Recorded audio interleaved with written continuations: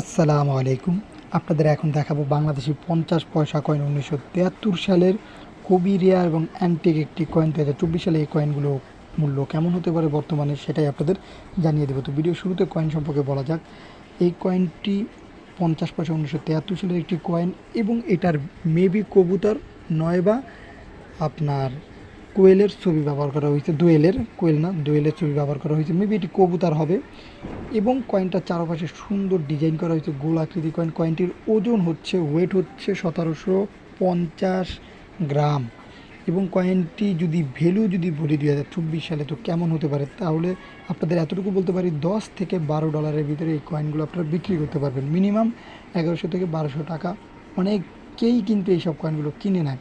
আপনারা এর নিচে এই কয়েনগুলো বিক্রি করার চেষ্টা করবেন না বা করবেন না, কারণ এর নিচে যদি বিক্রি করেন তাহলে আপনাদেরই লস হবে। আর এই কয়েনগুলো যদি জমিয়ে যদি রাখতে পারেন তাহলে ভবিষ্যতে অনেক অনেক টাকায় বিক্রি করতে পারবেন। এখন যদি $10 হয়, কিছু এরকম হতে পারবে 5 বছর পরে এই কয়েনগুলোরই মূল্য হতে পারে $100 বা হাজার হাজার ডলারের উপরে।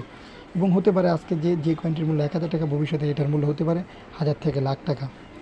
আবার অনেকে 200-100 টাকা দিয়েও কিনতেছে। তাদের উদ্দেশ্যে বলবো, ভাই আপনার জিনিস আপনি যদি কম টাকায় বিক্রি করেন অবশ্যই মানুষ কিনতে পারবে, এবং আপনি যদি বেশি টাকায় বিক্রি করেন অবশ্যই তারা কিনবে।